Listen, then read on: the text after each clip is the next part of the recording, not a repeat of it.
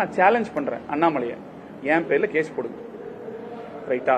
நான் சொன்னது தப்புனா என் பேர்ல கேஸ் போடுங்க. அதுக்கப்புறமா நான் அதுக்கான டீடைல்ஸ் எல்லாம் என்னோட லாயர் கோர்ட்ல சப்மிட் பண்ணுவாங்க. ஜட்ஜு சொல்லட்டும் இது கரெக்டா இல்லையா அப்படிங்கிறது. சோ அதனால திமுகவும் இந்த போதைப் பொருள்னால இவ்வளவு நடந்துட்டு இருக்கு. சோ இந்த 2 இயக்கங்களுமே இங்க கோயம்புத்தூரோட டெவலப்மெண்ட், கோயம்புத்தூர் அதையெல்லாம் தாண்டிங்க. சரி, ஜிஎஸ்டி இருக்கு, இபி பில் இருக்கு, இதெல்லாம் தாண்டி ஒரு தொழில் பண்ணி 2 காசு மிச்சம் முடிச்சு 500 1000 டப்பாக்குள்ள வச்சு எப்படியாவது குடும்பத்தை நல்லா நடத்தலாம்னா வீட்டு வரியை உயர்த்துறாங்க, தண்ணி வரியை உயர்த்துறாங்க, பால் விலையை உயர்த்துறாங்க, நெய் விலையை உயர்த்துறாங்க. இப்படி உயர்த்தாத விலைகளே இல்லைன்னு ஆயிடுச்சு.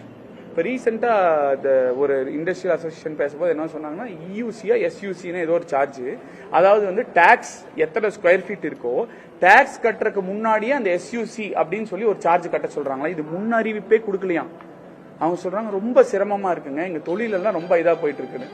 இப்போ இங்க படிக்கிறவங்களுக்கும் தொழில் வேலை வாய்ப்பு கொடுக்கணும், இங்க இருக்கிற தொழிலும் அழிஞ்சிட்டு இருக்கு, அதையும் பாதுகாக்கணும். இது எல்லாத்தையும் பண்றதுக்கு இது வரைக்கும் திமுக சைட்ல இருந்து ஒரு வார்த்தை பேசல. அண்ணாமலை சுத்தமா எதுவுமே இதை பத்தி திறக்கவே இல்லை. அதை விட்டுட்டு அவர் தேவையில்லாத விஷயங்கள்லாம் பேசிட்டு இருக்காரு.